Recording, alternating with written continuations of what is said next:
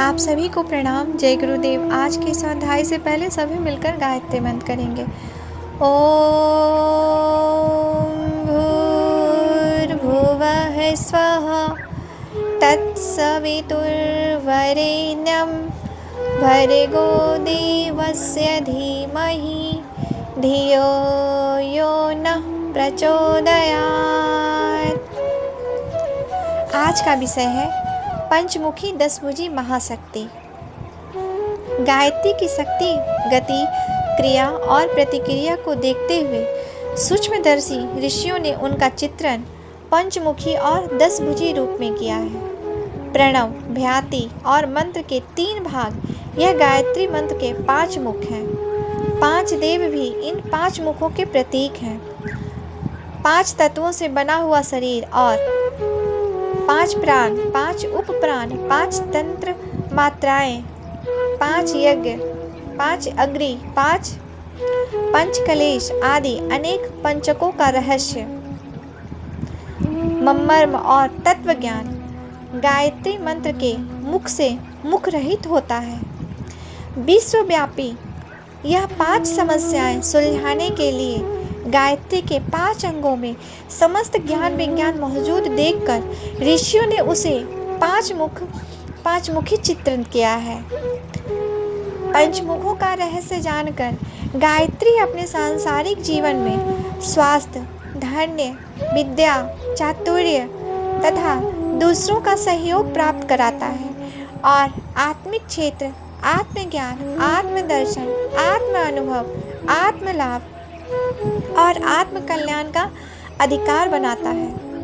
यह 5 सांसारिक लाभ गायत्री की बाईं 5 भुजाएं हैं और यह आत्मिक 5 लाभ दाहिनी 5 भुजाएं हैं। 10 भुजी गायत्री चित्रण इसी आधार पर हुआ है।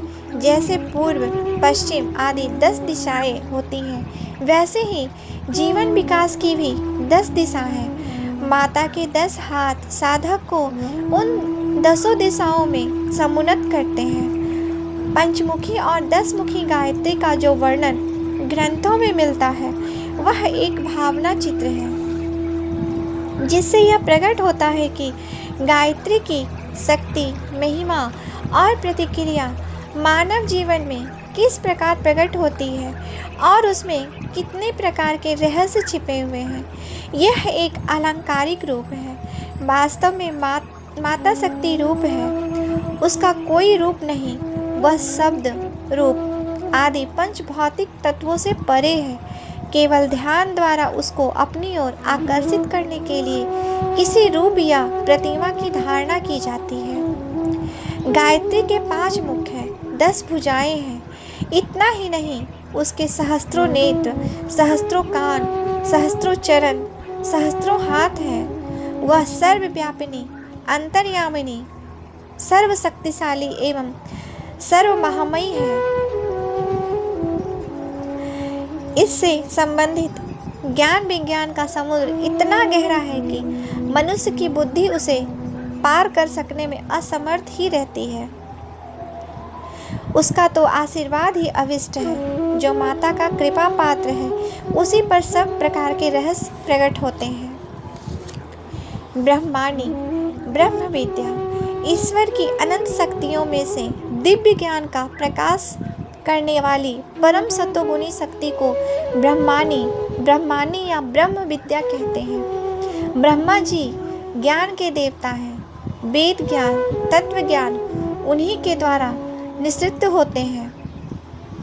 ब्रह्मा के 4 मुख चारों वेदों के प्रतीक हैं। धर्म, अर्थ, काम, मोक्ष के चारों फल इस ज्ञान के आधार पर ही प्राप्त होते हैं। 4 अवस्था, 4 आश्रम, 4 वर्ण, जीवों के 4 वर्ग, संसार की 4 दिशाएं आदि चतुर्वर्गों की संपूर्ण समस्याएं ब्रह्म ज्ञान के आधार पर ही आधारित है। इसलिए ब्रह्मा जी की ब्रह्म विद्या को चतुर्मुखी कहा गया है। ब्रह्मा की शक्ति ब्रह्मई है। किसी देवता, जीव या पदार्थ की शक्ति ही उसका सार है। शक्ति न रहे तो उसका नाम शेष रह जाता है। दूसरों को लाभ पहुंचाना तो दूर, वह अपने अस्तित्व की रक्षा भी नहीं कर सकता। इसलिए ब्रह्मा की क्षमता भी उसकी ब्रह्मी शक्ति में ही मानी गई है। साधक इस सूक्ष्म भाग की सार अंश की उपासना करते हैं। ब्रह्मा की अपेक्षा ब्रह्मी शक्ति की महत्ता इसलिए अधिक है कि वह एक विस्तृत देव तत्व का निचोड़ा हुआ अत्यंत प्रभावपूर्ण तत्व है। गायत्री को इसलिए ब्रह्मई कहते हैं। वह ब्रह्म ज्ञान की केंद्रीय तत्व शक्ति है।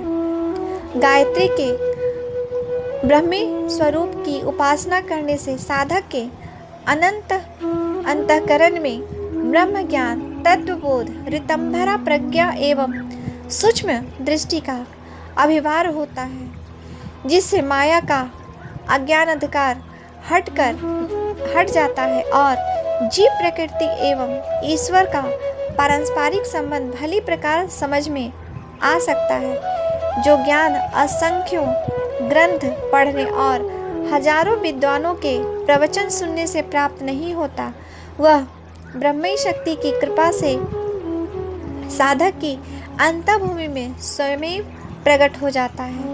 उस महाशक्ति द्वारा फेंकी हुई ज्ञान किरण जब मनुष्य के मानस तत्व हृदय में प्रवेश करती है तो उसके दिव्य प्रकाश में सत्य का आत्मा का साक्षात्कार होता है। ब्रह्म ज्ञान हो जाने का फल है जीवन मुक्ति। आत्मा स्वयं आनंद स्वरूप है।